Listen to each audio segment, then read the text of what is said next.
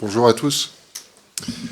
Voilà, on est tous réunis pour souhaiter la bienvenue à Francaise, qui prend les rênes du groupe professionnel aujourd'hui, avec son staff, bien entendu, qui sera composé de Lilian Alice, Joanne Ramaret, Pierre-Alexandre Lelièvre, Hervé Secli, Laurent Bessière, et puis l'ensemble du staff existant.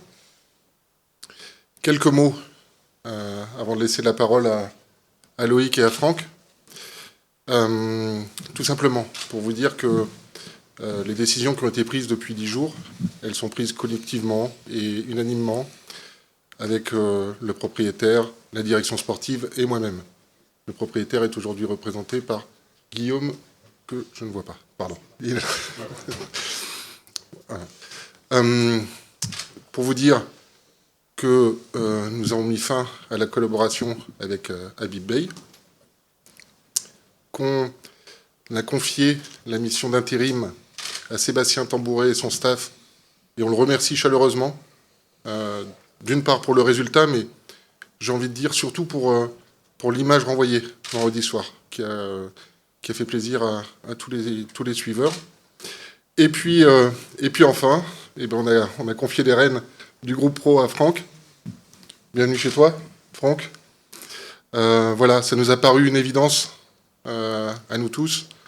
Déjà, de fait, c'est rare d'avoir un coach avec une telle expérience et une telle expertise libre sur le marché à cette période de l'année. Mais il n'y a pas que ça, bien entendu. Franck, il a été formé au Stade Rennais. Il a formé d'illustres joueurs ici et il s'inscrit parfaitement dans le projet que nous voulons mettre en place. La mission de Franck, elle est celle du projet, vous la connaissez, mais je la répète, bien entendu, donner un maximum de plaisir aux supporters et au territoire, continuer le développement des jeunes potentiels de l'académie et, enfin, accrocher l'Europe. Voilà. Loïc, je ne sais pas si tu voulais ajouter quelques mots, mais... Pour l'instant, ça va. Mais voilà. Bon, écoutez, bonjour à tous. Pour ceux que je n'ai pas salués, je suis très heureux d'accueillir Franck. On s'est rencontrés il y a un peu moins d'une vingtaine d'années, Franck, quand tu étais à la Préfo et les U17 du Stade Rennais, et moi à Vannes. Il y avait eu un partenariat entre les deux clubs qui nous avait permis de nous rencontrer, d'échanger, parce que le Stade Rennais venait régulièrement à Vannes, et nous aussi, qui nous donnent leur méthodologie de travail. Donc les premières rencontres avec Franck remontent à un peu moins de 20 ans maintenant. Après, on est resté en contact régulièrement dans mes différentes missions. Moi, pour l'Ajax, je venais régulièrement observer ces équipes de U16, U17. Je lui ai jamais pris de joueur. Je suis resté correct. On s'est battu. Donc voilà, par rapport vraiment très content d'accueillir Franck.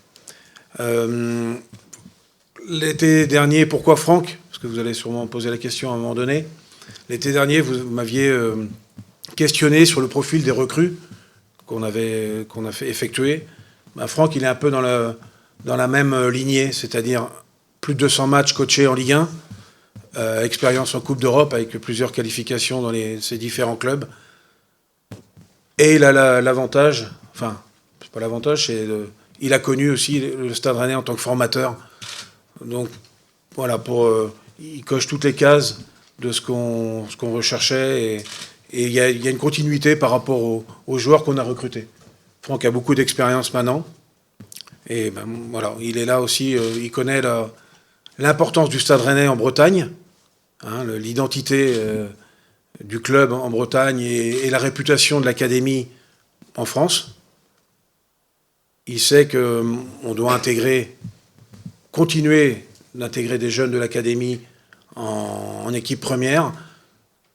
Maintenant, évidemment, on le fera que s'ils ont le niveau. On a mis un process en place pour aller étape par étape, faire un suivi, un développement de nos jeunes, pour qu'à un moment donné, Franck puisse les utiliser du mieux possible. L'objectif, le président l'a dit, on reste en course pour la Coupe d'Europe. C'est un objectif et on espère l'atteindre tous ensemble. Hier, j'ai parlé aux joueurs et la semaine dernière aussi, leur dire que malgré la période un peu difficile, c'est un groupe qui est resté toujours connecté à l'entraînement, beaucoup d'implication à l'entraînement. Ils l'ont démontré le week-end dernier à travers un très bon match contre Paris.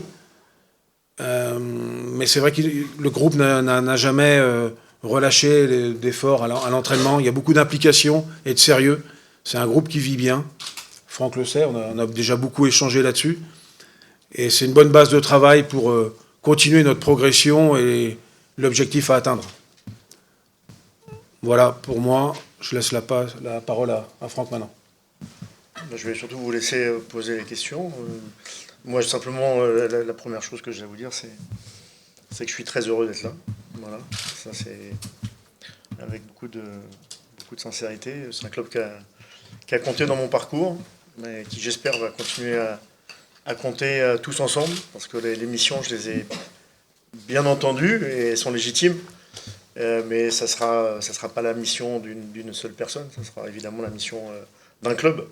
Voilà, de réussir à la fois aller chercher l'Europe, qui est une ambition légitime, parce qu'il y a des propriétaires qui travaillent énormément pour le club depuis très longtemps, parce qu'ils travaillent bien avant que je sois arrivé en 2006. Et puis c'est un club qui est très structuré, voilà, et qui doit aller chercher ça, qui a un centre de formation qui est plus à démontrer. On continue à travailler dans ce sens-là. Et puis ça reste un sport de spectacle, donc donner du plaisir à ceux qui viennent voir les matchs, ça doit être une quête toujours.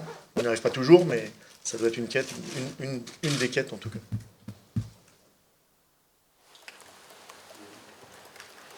Franck, c'était un peu comme une évidence qu'un jour ou l'autre, tu allais revenir ici dans ce club que tu connais bien, où tu as beaucoup d'attaches. Oui, mais il y a des évidences qui le paraissent, mais qui ne se font pas. Il y a eu plein de fois, pour X raisons, et c'est pas le sujet, des conditions qui n'étaient pas réunies. Là, elles étaient réunies. En tout cas, parce que pour le coup, d'abord j'étais libre. Il y a eu un choix du club. Et puis, il n'y a pas beaucoup de clubs qui m'auraient fait sortir de ma coupure, ni de mon séjour québécois, qui est un peu plus frais qu'ici, un peu moins pluvieux, mais un peu plus frais. Mais là, c'était une évidence que je dise oui, c'est sûr. Bonjour Franck. La question qu'on peut se poser, forcément, c'est après Nice. Ça fait 2 mois, c'est assez récent, mine de rien.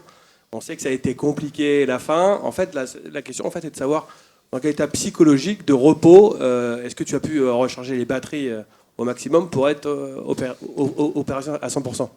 Bon, est-ce que déjà, sur les dernières photos du mois de décembre, vous trouvez qu'il y a un changement? Peut-être, il y en a un. En fait, 2 mois dans la vie d'un entraîneur, ou dans la vie d'un quelqu'un qui est dans le sport, moi ça fait 39 ans. Et 2 mois, ça m'est arrivé que 2 fois dans ma vie en 39 ans de couper. La dernière fois, c'était une période qui était liée au Covid. Voilà. Par la force des choses. Et là, j'ai eu 2 mois et honnêtement, voilà, c'est clair que ça m'a fait du bien. Ça, c'est une évidence. Et aujourd'hui, voilà, je reviens avec beaucoup d'envie, beaucoup d'énergie. Et puis aussi en ayant fait eu le temps de faire une partie du film en arrière et de savoir surtout moi ce que j'aurais pu faire de mieux, ce que j'aurais dû faire de mieux. Et les 2 mois, en tout cas, m'ont permis aussi d'y réfléchir et d'y travailler.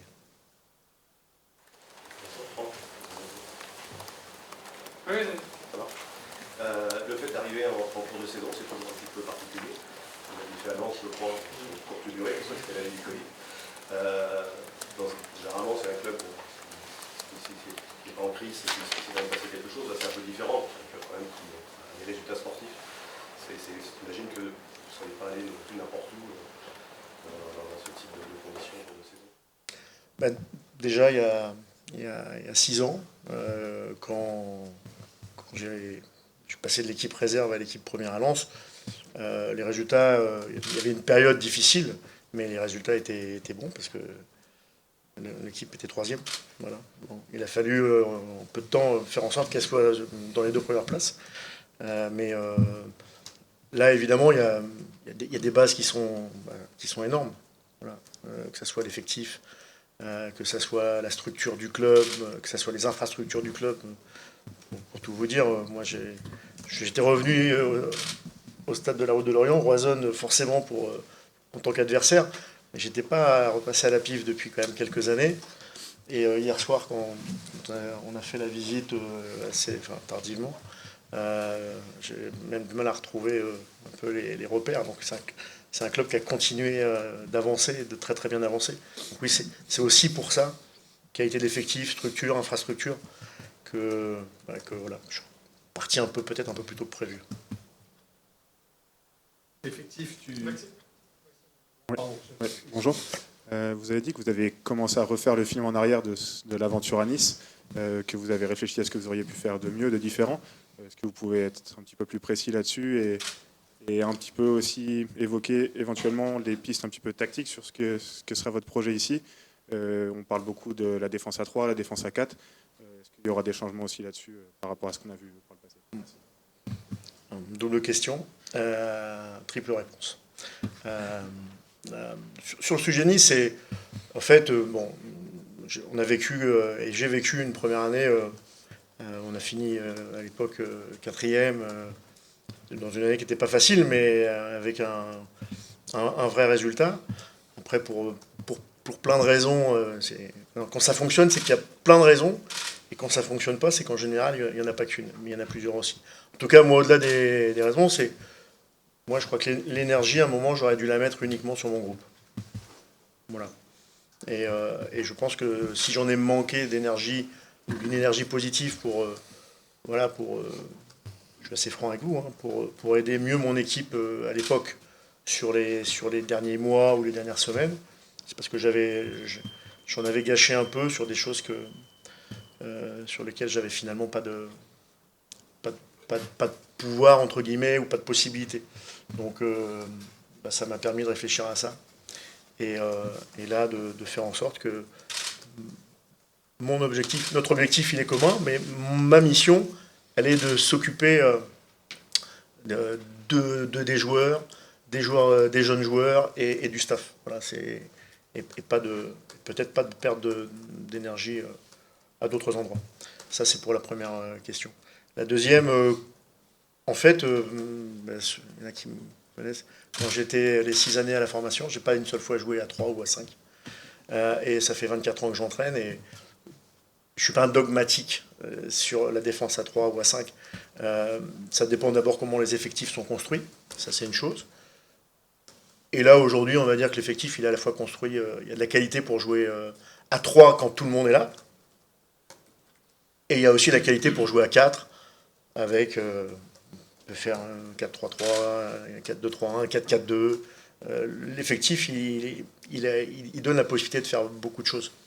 Et puis après, surtout, c'est de se dire comment, dans le moment, on fait jouer la meilleure équipe ou essayer de faire jouer les meilleurs joueurs ensemble. C'est surtout ça. Donc, en tout cas, pas de dogmatisme sur le système. Vraiment pas.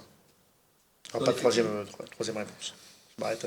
Dans l'effectif, justement, il y a des joueurs que tu connais, d'autres que tu ne connais pas du tout, ou tu les connais tous parce que depuis le temps que tu es en contact, même si c'est récent, tu as eu le temps d'aller regarder.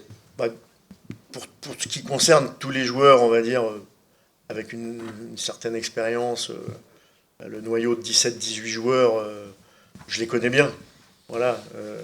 Je ne connais pas juste Brice et Francky, parce qu'il y a des joueurs qui, à d'autres époques, m'ont intéressé aussi, ou qu'en tant qu'adversaire, j'ai eu suffisamment le temps de les regarder ou de les analyser. Donc l'effectif, je me suis pas trop trompé de prénom quand je les ai rencontrés ce matin. Après, il y a évidemment les jeunes joueurs, mais alors forcément notamment on en avait 5-6 vraiment qui venaient de l'académie ce matin à l'entraînement. Donc j'ai pris des renseignements sur beaucoup des jeunes joueurs et bon, ça m'a permis de les voir en live ce matin, mais je me suis pas trompé sur les prénoms d'ailleurs non plus, et j'avais déjà un certain nombre de références les concernant, même si c'est pour certains des joueurs qui n'ont pas joué en pro encore. Mais oui, mais ça fait partie du job de savoir quels sont les bons joueurs et qui a à l'académie. Franck, en parlant des jeunes joueurs, en parlant des jeunes joueurs, j'ai cru comprendre que tu intégrais Pierre-Alexandre Lelièvre dans ton staff. Est-ce que c'était justement pour une continuité avec l'académie ou est-ce que vous vous connaissiez et donc tu voulais le... Je connaissais de nom. C'était une discussion notamment avec Loïc qui m'a, dans les jours de discussion que l'on a eu, évoqué le profil de Pierre-Alexandre. Et je trouvais qu'à la fois un adjoint club, parce que c'est le cas, un adjoint qui connaît bien l'académie, connaît bien la formation, qui était adjoint à la réserve, qui a déjà, même si c'est un jeune entraîneur, déjà beaucoup d'expérience, quelqu'un du territoire aussi, même s'il est un peu plus loin à l'Agassi, mais territoire au sens un peu plus large. Je trouvais qu'il cochait beaucoup de choses. Et puis en l'espace de... Il est arrivé ce matin à 7h, de 7-8 heures de travail, on voit qu'il est tout de suite dans son élément et qu'il va à la fois beaucoup apporter au staff et puis surtout beaucoup apporter aussi au groupe et aux jeunes évidemment, mais pas uniquement. Juste Franck, je rebondis sur une des réponses présentes que je trouve intéressante sur la leçon de Nice, c'est le fait que sur le groupe, parce qu'ici à Rennes, par le passé, c'est un piège dans lequel est tombé certains entraîneurs. On va pas en citer, mais il y en a au moins 2. Dont un récent, justement, de pouvoir s'éparpiller un peu sur autre chose qu'être entraîneur. Et ça, c'est vraiment quelque chose d'important pour toi, une bonne leçon par rapport à Rennes. Je crois que quel que soit le club où j'aurais été après cette expérience, qui a plein d'un titre, plus d'un titre a été intéressante à Nice, il fallait que moi je fasse une lecture de ce que j'avais loupé aussi. Donc voilà, c'est d'autant plus facile que je connais quand même un certain nombre d'hommes dans le club, à l'académie aussi, voilà, et que je sais qu'il y a il y a des compétences partout. Il y a des compétences à Nice, c'est pas le problème, mais à un moment, je pense que l'entraîneur doit rester dans son cœur de métier, voilà. Et je vous dis, c'est pas que j'ai perdu d'énergie en voulant aller au-delà de mon cœur de métier. Et je n'attends qu'une chose, c'est de revenir à mon cœur de métier et uniquement mon cœur de métier. Bonjour. J'ai une double question, dont une qui prolonge celle de Guillaume. Est-ce que justement vous avez appréhendé ce côté politique au Stade Rennais pour les entraîneurs? Est-ce que vous en avez parlé aussi avec la direction, que ça pouvait être compliqué? Comment surmonter ça au-delà de ce que vous avez connu à Nice? Et autre question plus au niveau sportif. Comment faire pour allier formation et ambition? Le Stade Rennais a un centre de formation très performant et parfois on sent que l'équilibre est un peu difficile entre faire jouer des jeunes chez les pros et atteindre des ambitions très élevées sportivement au classement. Comment réussir justement à trouver cet équilibre-là? Est-ce que vous avez déjà eu une expérience similaire par exemple à Lens ou à Nice? Je vais commencer par la deuxième question, elle est fraîche. Je crois que Loïc a résumé ce qu'il avait à dire sur le sujet. C'est que il y a de la qualité à l'académie depuis très longtemps.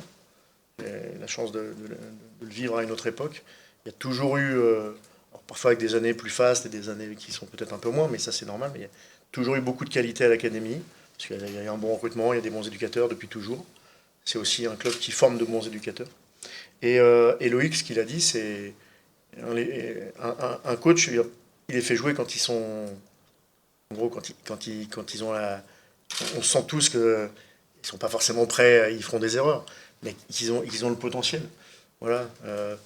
À Lens, on a à l'époque fait jouer quelques jeunes, qui ne venaient pas tous de la formation.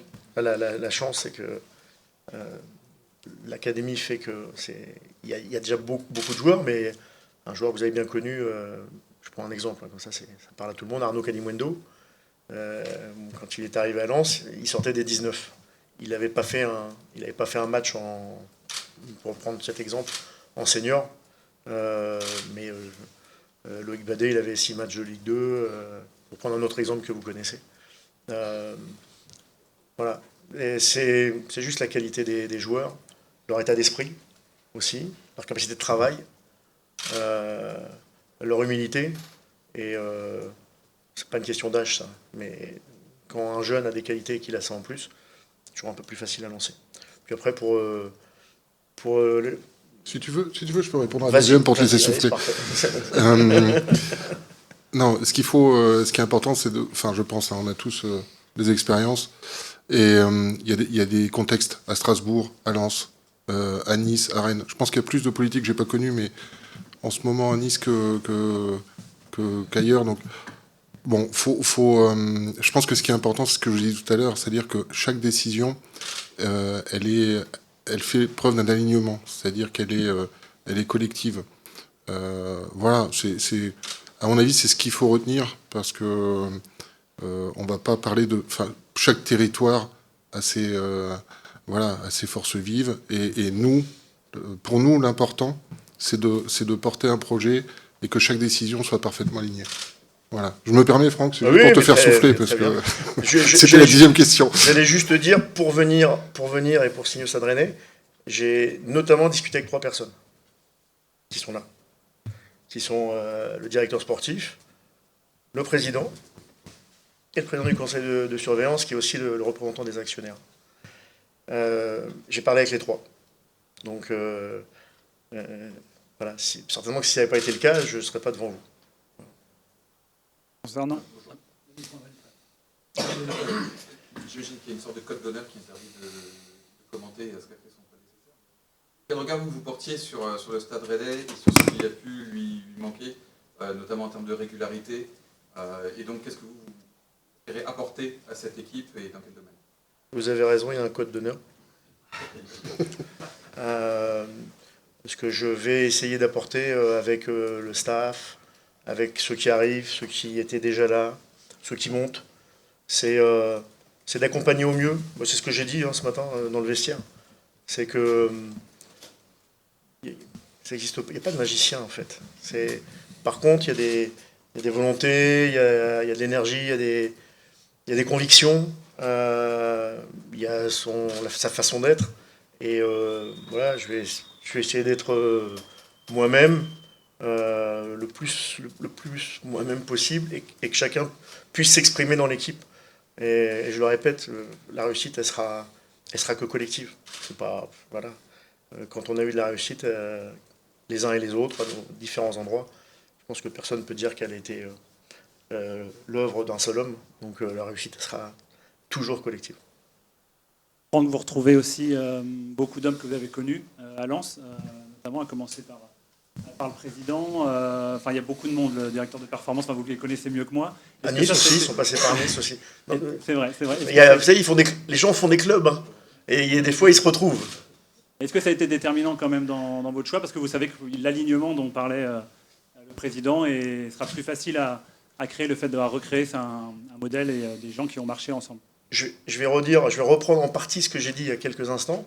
C'est-à-dire que j'ai discuté, alors on va commencer avec Arnaud, que j'ai connu à Lens, mais j'ai discuté avec Loïc, avec lequel j'ai jamais travaillé, même si on se connaît depuis 20 ans, comme il a dit, et j'ai discuté avec Guillaume, que je n'avais jamais eu au téléphone de ma vie, même si je connaissais sa présence.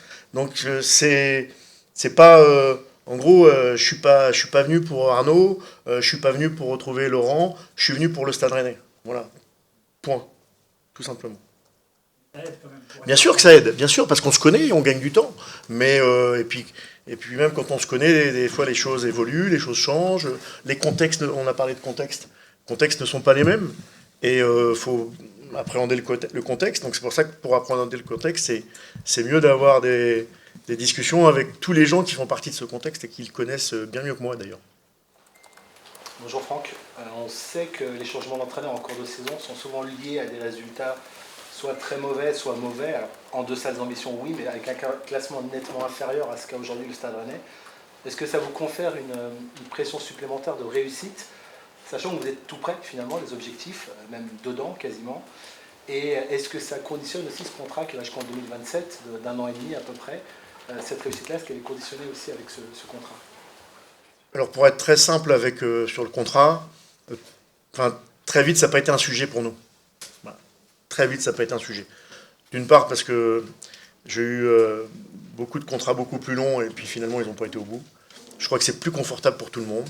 C'est aussi plus simple pour le club, parce que le football, vous pouvez avoir des contrats longs, ils vont rarement au bout, mais c'est comme ça, c'est partie du métier. Donc, et si on est tous très contents à un moment ou à un autre, je pense qu'on ne mettra pas plus d'un quart d'heure à se dire on continue l'aventure un an.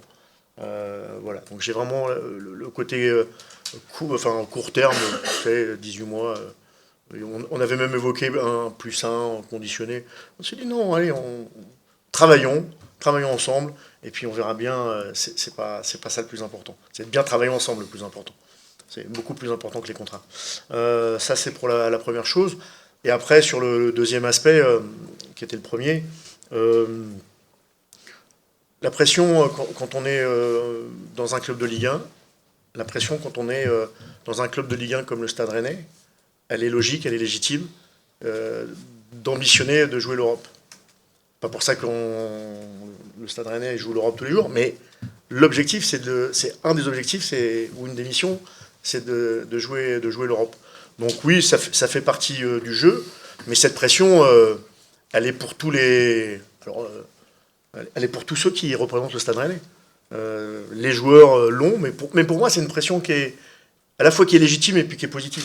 Parce qu'on a envie de mettre toute son énergie pour qu'il y ait de nouveau des matchs de Coupe d'Europe, des beaux matchs de Coupe d'Europe ici. Mais ouais, c'est tellement légitime qu'elle est positive. J'ouvre une petite parenthèse, si vous ne m'en veuillez pas. C'est plus pour le président la question. Vous disiez que vous étiez aligné sur toutes les décisions. Qu'est-ce qui vous a fait mettre fin au contrat d'Olivier Saurin ? C'est plus, je pense que là on est plus dans la composition d'un staff et de ressources. C'est plus pour Loïc, mais Loïc, tu veux y aller ou non, je peux répondre. Ouais. Désolé, non. Quand je suis arrivé au club en juin dernier, on m'a présenté les potentiels gardiens de but de l'académie, que vous connaissez. Hein, c'est Silestri, Akabou et Belazoug. On avait encore Dogan Alemdar sous contrat et Gallon. Donc on avait beaucoup de gardiens sous contrat.